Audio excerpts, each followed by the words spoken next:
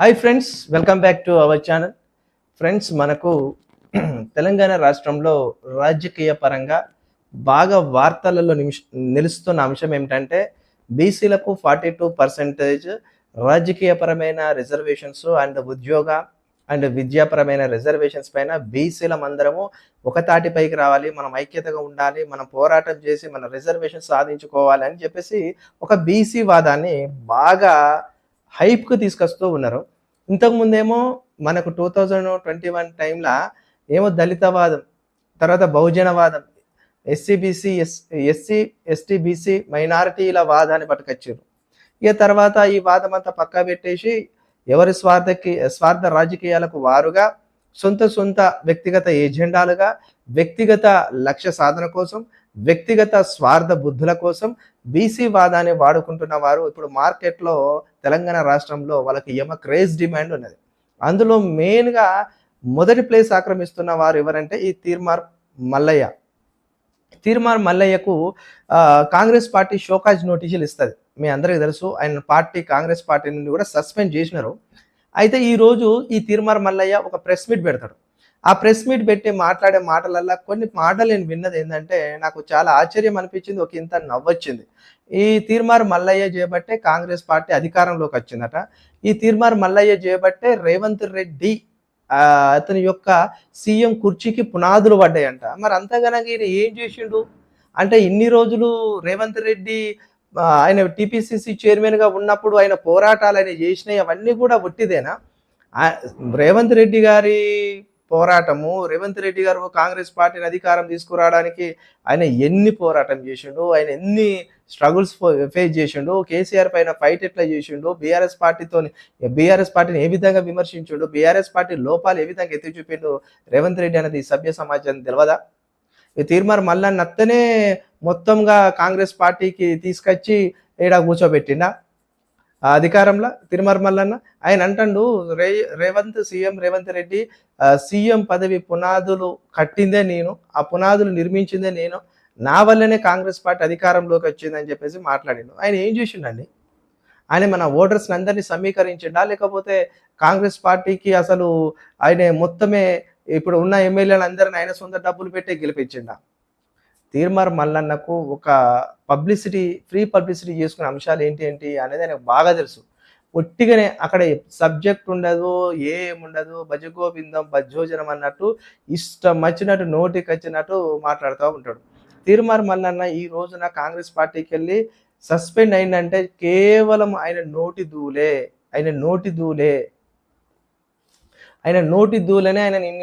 ఈ విధంగా దిగదార్చింది. అంత ఆయన పరువును ఆయననే తీసుకున్నాడు ఈ తీర్మార్ మల్లన్నకు సబ్జెక్ట్ అనేది నిల్లు ఒకటి వర్రుతాడు. ఆయనకు ఒకటి ఇచ్చింది ఏంటంటే, ఆయనకు ఒకటి మెయిన్ ప్లస్ పాయింట్ ఏంటంటే ఆయన వాయిస్. ఆ వాయిస్లో ఏ సొల్లు చెప్పినా వినటోనికి వినబుద్ధి అయ్యేటది అనమాట. కొంతమందికి ఆయన గురించి తెలియని వాళ్ళకు సొల్లు ఎక్కువ వేసిండు. ఇలా ప్రెస్ మీట్లో మీరు చూడండి, సబ్జెక్టే ఉండదు. ఏమున్నా రాహుల్ గాంధీ బీసీ వాదం అంటాడు. మా రాహుల్ గాంధీ గారు ఆయన బీసీలను 50% అది అంటాడు, ఇది అంటాడు అని చెప్పేసి ఆ రాహుల్ గాంధీ చుట్టూ ప్రెస్ మీట్ నడిపిండు. అదేవిధంగా బీసీలు తెలంగాణలో అంతకుముందు 2011 జనాభా లెక్కలో 3,55,00,000 ఉన్నారు, ఇప్పుడు అదే ఉన్నారని అదొక సొల్లు వేసిండు. అదేవిధంగా బీసీల మందరం ఐక్యంగా ఉండాలి, బీసీ ముఖ్యమంత్రి కావాలని ఇదే సొల్లు వేసిండు. బీసీలు ముఖ్యమంత్రి కావాలి, అది మంచి పద్ధతి. ఎందుకనంటే అది మంచి సబ్జెక్ట్. ఎందుకంటే దేశ రాజకీయాల్లో సగం జనాభా బీసీలదే ఉన్నది. ఎవరు ఎక్కువ జనాభా ఉంటే జనాభా తమాషా ప్రకారం ఓట్లు సీట్లు పంచుకోబడతాయి.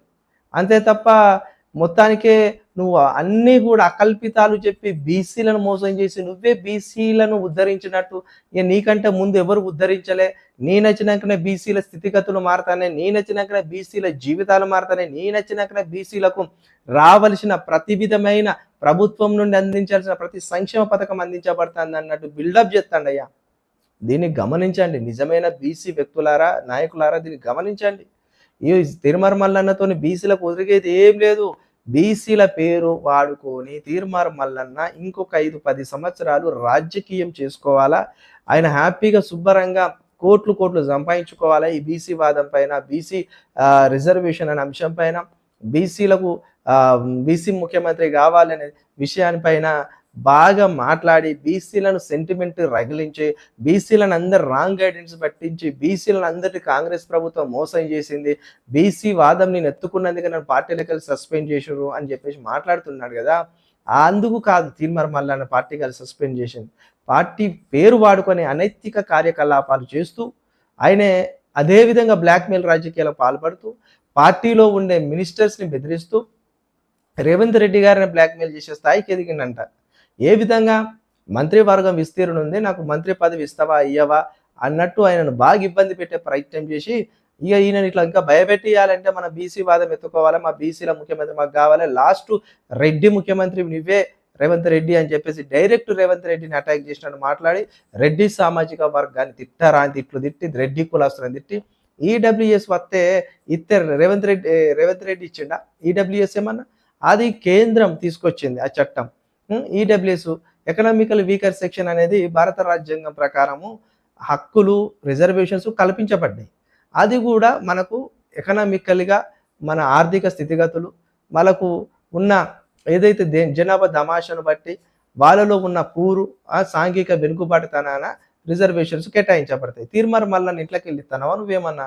ఈడబ్ల్యూఎస్ ఊకే ఈడబ్ల్యూఎస్ మీద పడతావే. ఈడబ్ల్యూఎస్ మీద పడడం వల్ల నీకు పోయిందేమున్నది?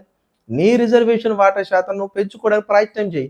ఈడబ్ల్యూఎస్ ఉంటే నీకు పోయిందేమున్నది? ఈడబ్ల్యూఎస్ వచ్చినప్పటికెళ్ళి ఈ రెడ్డిలను టార్గెట్ చేస్తాడు. ఈ ఈడబ్ల్యూఎస్ వర్గం ఎవరైతే లబ్ధి పొందుతున్నారో వాళ్ళందరినీ టార్గెట్ చేస్తున్నారు. మరి మీకు ఎట్లా ఆలోచన లేదయ్యా? ఈ ఈడబ్ల్యూఎస్ టార్గెట్ చేసే మీరు ఎందుకు మాట్లాడారయ్యా? మీకు మీ సొంటల గురించి మా సొంటలు మాట్లాడినా కూడా మా సొంటలు మీ సొంటలు సపోర్ట్ చేయరు. నేను చాలాసార్లు ఈడబ్ల్యూఎస్ అనేది ఎకనామికలీ వీకర్ సెక్షన్స్ పెట్టడం అనేది చాలామంది వాళ్ళ కులం పేరుకు పెద్ద ఉంటుంది, కానీ వాళ్ళ పరిస్థితులు స్థితిగతులు చాలా పూరుగుంటాయి. పాపం అలాంటి వాళ్ళకు కూడా రాజ్యాంగ పరంగా వాళ్ళకి రావాల్సిన రిజర్వేషన్ రాబడుతుంది.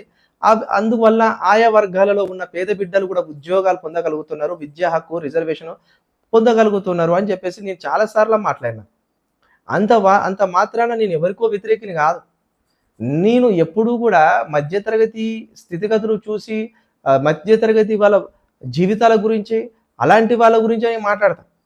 ఇప్పుడు ఈ ఎకనామికల్ వీకర్ సెక్షన్ అనేది తప్ప భారత రాజ్యాంగంలో ఉన్న రిజర్వేషన్ ఆధారం చేసుకొని ఇచ్చారు కదా. ఇప్పుడు దేశాన్ని పరిపాలించే పెద్దలకు తెలియదా ఎకనామికల్ వీకర్ సెక్షన్ కల్పించబడిందని? దాని మీద ఒక లొల్లి చేస్తాడు, దాన్ని మొత్తం తప్ప అంటాడు. ఆ కోట మొత్తం బీసీలే లాక్కున్నారంటారు. బీసీల కోట లాక్కోలే. ఇన్ని సంవత్సరాలు బీసీల మోసం చేసింది నీయసొంటి నాయకులే. బీసీలు పాపము చాలామంది బీసీలు మంచోళ్ళు, వాళ్ళు ఎవరు వాళ్ళని రాంగ్ గైడెన్స్ పట్టిస్తున్నారు, వాళ్ళని ఎవరు ఇబ్బంది పెట్టి ముంచేస్తున్నారు, వాళ్ళ పేరు చెప్పుకొని బతికటోడు ఎవడనేది ఇంతవరకు బీసీలు గుర్తించలేకపోవడం దారుణం. భారతదేశానికి స్వతంత్రం వచ్చిన ఇన్ని సంవత్సరాలల్లా ఒక్క బీసీ నాయకుడు కూడా గట్టిగా ఎదగలే.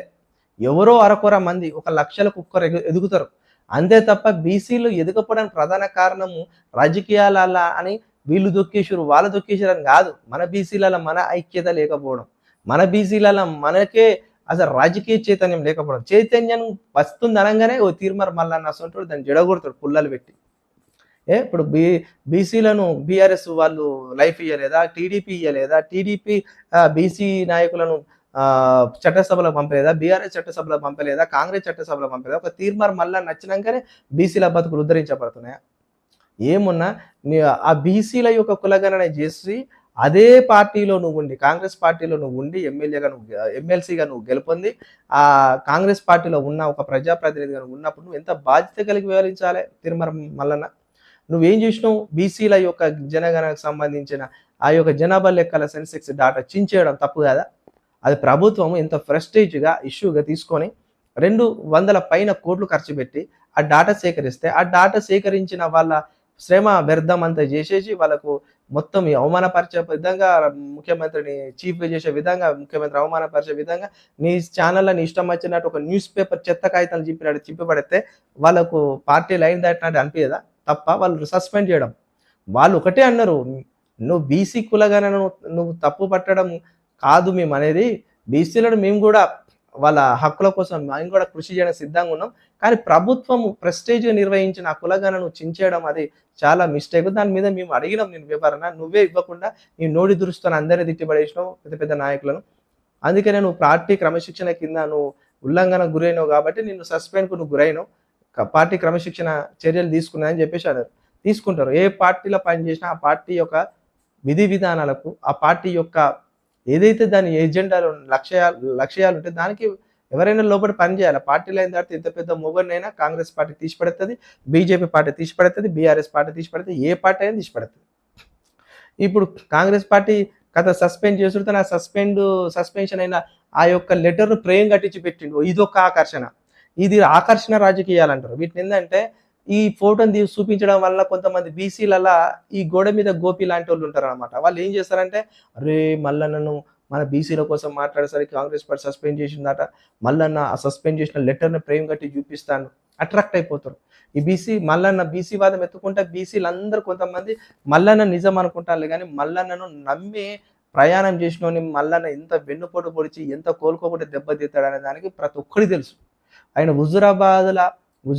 హుజూర్బాద్‌ల ఆయన ఎప్పుడైతే బై ఎలక్షన్స్ పోటీ చేసి రాజకీయం దిగిండో అప్పటికెళ్ళి ఆయనతో ఎంతమంది వెనకాల ఉన్నారు, ఎంతమందిని ఆయన మోసం చేసిండు, ఎంతమందిని ఆగం చేసిండు అనేది మీరు చూసుకోండి లెక్క. ఇప్పుడు ఆయన కింద ఉన్న వాళ్ళందరినీ తొక్కిపడేస్తాడు. ఆయన స్వార్థమైన రాజకీయాల కోసము ఆయనే కేవలం ఆయన వ్యక్తిగత ఎజెండా, సొంత వ్యక్తిగత లక్ష్యం కోసమే బీసీ వాదాన్ని వాడుకుంటాడు. మీరు ఎవ్వరు తీర్మార్మల్లానని బీసీ బిడ్డలు అలంకరించకండి. ఆయనను మీరు ఇష్టపడకండి. ఆయన కోసం మీ గల్లరు షేట్లు చెప్పుకోకండి. బీసీల ఐక్యత రావాలంటే ఫస్ట్ ఆఫ్ ఆల్ బీసీలకు రాజకీయ చైతన్యం రావాలంటే బీసీల యొక్క అవసరం ఇప్పుడు ఏమై ఉంది? రాజ్యాధికారమా, లేకపోతే మీకు రిజర్వేషన్ పెంచాలా? ఆ దిశగా మీరు ఒక రాజకీయ జేఏసీని ఏర్పాటు చేసుకొని ఆ దిశగా ఎవరైతే ప్రభుత్వం ఉంది సెంట్రల్ గవర్నమెంట్లో వాళ్ళ మీద ఒత్తిడి తేండి, ఈ స్టేట్ గవర్నమెంట్ మీద ఒత్తిడి తేండి, ఒక జేఏసీలు ఏర్పాటు చేసుకోండి, ఒక ఆర్గనైజేషన్స్ ఉన్న వాళ్ళందరూ ఒక తాటిపైకి రండి. ఈయన వెనకాల ఎందుకు అయ్యా మీరు అంత పరగత్తుడు? ఈ తీర్మార్మల్లాన్ని ఏం చేసిండు? ఇన్ని సంవత్సరాల బీసీలకు ఏం చేసిండు? బీసీలకు ఆయన చేసిండా? కాంగ్రెస్ పార్టీకి వచ్చి ఆయన దగ్గర సంవత్సరం కూడా కాలే, తక్కువ టైం 10 సంవత్సరాల కంటే కాంగ్రెస్లో ఉన్నారు. బీఆర్ఎస్ పార్టీ 10 సంవత్సరాల రాజకీయంలో పవర్లో ఉన్నప్పటికెళ్ళి కష్టకాలంలో కూడా పార్టీని మోసి పార్టీని నడిపించినోడు కూడా ఈరోజు అంత మంచి స్టేజ్కి రాలే. అలాంటి తీర్మార్ మల్లన్నకు రేవంత్ రెడ్డి కల్పిస్తే తీర్మార్ మల్లన్న మళ్ళీ వాళ్ళ పార్టీ మీద దుమ్మెత్తిపోతారు కాంగ్రెస్ పైన. బీజేపీలో పోతాడు, బీజేపీ మీద దుమ్మెత్తిపోతే వాళ్ళు ఒక తనదంతా బయటకు వచ్చిండు. ఈ రోజు కాంగ్రెస్ పార్టీలో 2 సార్లు పోయిండు, కాంగ్రెస్ పార్టీలోకి 2 సార్లు పోయిండు, ఇప్పుడు 2వ సారి బయటకు వచ్చేసాడు. మళ్ళీ ఇప్పుడు జనసేన పార్టీకి అధ్యక్షుడు అయితే అదొక రూమర్, తెలంగాణ టీడీపీకి అధ్యక్షుడు అయితే అదొక రూమర్, లేదు సొంత పార్టీ పెడతారని అదొక కథ. ఆయన ఏది పెట్టినా ఏది కొస్తలేదు నట్టింట ముస్తాడు బీసీలకు. చూడు 2200 7200 అంటే అదేదో పెద్ద ఈ లోకాన్ని మారుస్తుంది, ఈ మొత్తం ఈ జిందగీనే మారుస్తుంది. ఈ నెంబర్తోని అందరి జీవితాలు ఉద్ధరించబడతాయి. మొత్తం భారతదేశంలో తెలంగాణ రాష్ట్రంలో పేదోడే ఉండడు అన్నట్టు బిల్డప్ ఇచ్చిండు తీర్మార్ మల్లన్న. ఆఖరికి 7200 ఏంటిది అని తెలుసుకోవడానికి తీర్మార్ మల్లన్నకే తెలియదు. ఆ 7200 అనే ముచ్చటతోని దగ్గర ఒక 2 సంవత్సరాల కాలం విల్లబుచ్చిండు. అది ఎందో ఇంతవరకు ఆయనే రివీల్ చేయలే. ఆఖరికి ఆయనకే తెలియక ఏం చేసిండంటే తెలంగాణ రాష్ట్రంలో ఉన్న వెలమల కులానికి చెందిన తెలంగాణ రాష్ట్రంలో కేసీఆర్ ఉన్నాడు కదా, మాజీ ముఖ్యమంత్రి కేసీఆర్ కులానికి సంబంధించిన వాళ్ళట 7200 కుటుంబాలు ఉన్నాయని చెప్పిండు. ఇది ఏమన్నా తెలివికల్ల ముచ్చటేనా? ఇది ఇలాంటి దద్దమ్మ ముచ్చట్లు, దద్దమ్మ రాజకీయాలు, స్టూపిడ్ పాలిటిక్స్ చేసేటోడు ఈ తీర్మార్ మల్లన్న. ఆయనకో విజ్ఞత ఉండదు, నాలెడ్జ్ ఉండదు, ఇంటెలెక్చువల్ మైండ్ ఉండదు, ఏది ఉండదు. వరుడు. అసలు ఆయన తీసుకున్న ఏదైనా లక్ష్యం ఉంది, ఒక కాజ్ ఉంది, ఆ కాజ్ మీద నిలబడతాడు. 7200 అంటే ఈయన కేసీఆర్ వాళ్ళ వెలమ కులానికి సంబంధించిన 7200 కుటుంబాలు తెలంగాణ రాష్ట్రాన్ని బట్టి పీడిస్తానే, ఆగం చేస్తానే, ఏదేదో ఇష్టం వచ్చేటట్టు మాట్లాడింది. అందుకే నేను చెప్తున్నా, తీర్మార్ మల్లన్న వెనకాల మీరు వెళ్ళే ప్రయత్నం చేస్తే ఖచ్చితంగా ఆయన వ్యక్తిగత స్వార్థానికి మిమ్మల్ని అందరినీ బలిపశువులు చేస్తాడు. మీరందరూ ఆలోచించుకోండి. ఆయన సొంత పార్టీ పెట్టేది లేదు, ఉద్ధరించేది లేదు. ఆయన వల్ల ఏది జరగదు. ఈరోజు చూసారు కదా, నిన్న మొన్న మనకు వాళ్ళ ఛానళ్ళలో, యూట్యూబ్ ఛానల్లో చూసినా తీర్మార్ మల్లన్న రేపు ప్రెస్ మీట్ అని పెట్టేసి కొండంత రాగం తీసి పిచ్చుకంత కూత కూర్చుండి. అలా సిగ్గు తీసుకున్నాడు ఆయన మొత్తం ప్రెస్ మీట్లా ఆయన మాటలల్లా రిపీట్ వర్డ్స్ కేవలం బీసీల గురించి, బీసీలకు జనాభా తక్కువైంది, బీసీలు అదైంది, ఇదైంది అన్నాడు తప్ప ఆయన ఎందుకు సస్పెండ్ అయిండు, సస్పెండ్ అయిన తర్వాత ఆయన ఏం చేస్తాడు అనేది ఎవరికి క్లారిటీ ఇవ్వకుండా ఆయన ప్రెస్ మీట్ అయితే ముగించేసిండు. ఓకే, వీడియో నచ్చినట్టయితే లైక్ చేయండి, కామెంట్ చేయండి, సబ్స్క్రైబ్ చేయడం మాత్రం మర్చిపోమా. Thank you.